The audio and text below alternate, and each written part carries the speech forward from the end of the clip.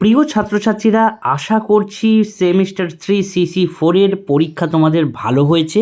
বড় প্রশ্নের সাজেশন কিন্তু হুবহু মিলে গেছে। ছোট প্রশ্নের ক্ষেত্রে আমি বলেছিলাম যে একটু টেক্সট ভালো করে পড়ো, তবে গিয়ে সবকটা প্রশ্নের উত্তর তোমরা করতে পারবে। আজকে দেখে নিই প্রশ্নপত্রগুলো 5 নম্বরের প্রশ্নে একটু জটিলতা রয়েছে, সেই বিষয়টা এবং ছোট প্রশ্নগুলোর উত্তর কী হতে পারে সেই বিষয়ক আলোচনা তোমরা একটু দেখে নাও। 1-এর দাগের যে প্রশ্ন সেখানে কিন্তু বলাই ছিল যে এই প্রশ্নটা অবশ্যই করে যাবে, এবং 2-এর দাগের প্রশ্নও কিন্তু তোমাদের কমন এসেছে, এবং 3-এর দাগের প্রশ্নেও কিন্তু তোমাদের কোনো তেমন সমস্যা হয়নি। দুটি প্রশ্নই তোমরা কমন পেয়েছো। 4-এর দাগের প্রশ্নের কথা বাদ দিচ্ছি, ওটা ঠিক আছে।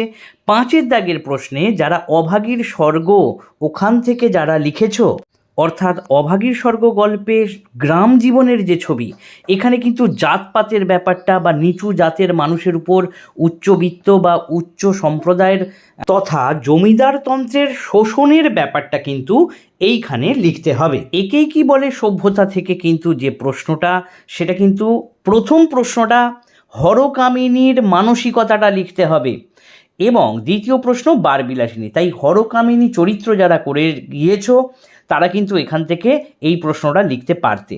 এখন দেখে নিই 7-এর দাগের যে 15টি প্রশ্ন, সেই প্রশ্নগুলির প্রত্যেকটা উত্তর। প্রথম প্রশ্ন, পাশরিতে করি মনে পাশরা না যায় গো, কি করিব কি হবে উপায়। পাশরিতে শব্দটির অর্থ কী? উত্তর হবে ভুলতে চাওয়া। পরের প্রশ্ন, হে বঙ্গ ভাণ্ডারে তব কবিতাটি কোন কাব্যগ্রন্থে রয়েছে?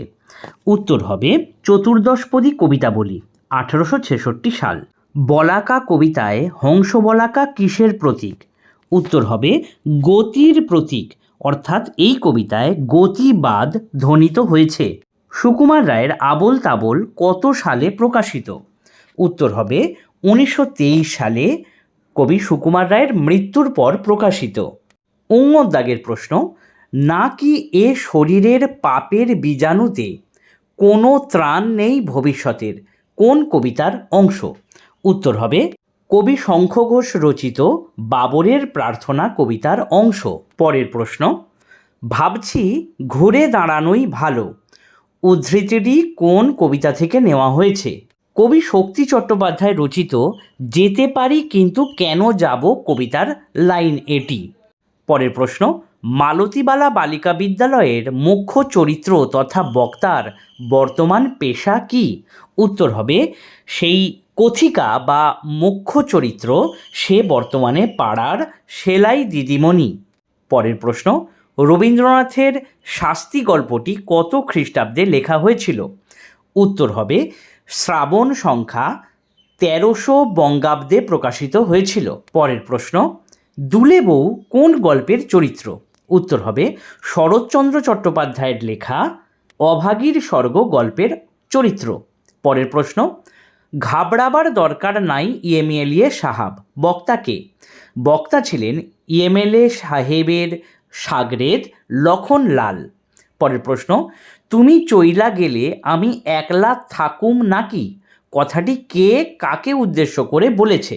সমরেশ বসু রচিত আদাব গল্পে সুতামজুর নাওয়ের মাঝিকে উদ্দেশ্য করে একথা বলেছে।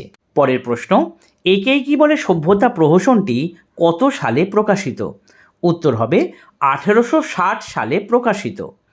ডয়ের প্রশ্ন, প্রসন্নময়ী ও নবকুমারের সম্পর্ক কি? প্রসন্নময়ী ছিল নবকুমারের বোন।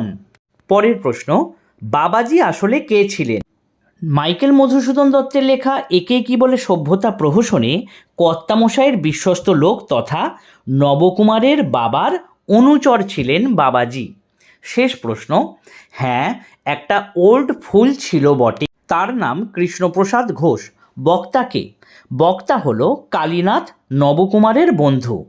আশা করছি তোমাদেরকে বোঝাতে পারলাম। এই অনুযায়ী তোমরা একবার মিলিয়ে নাও, আর আগামী শিক্ষাবর্ষে তোমরা যদি অনলাইন অফলাইন পড়তে চাও তাহলে অবশ্যই যোগাযোগ করো। হোয়াটসঅ্যাপ নম্বর ডেসক্রিপশন বক্সে দেওয়া রয়েছে। ধন্যবাদ।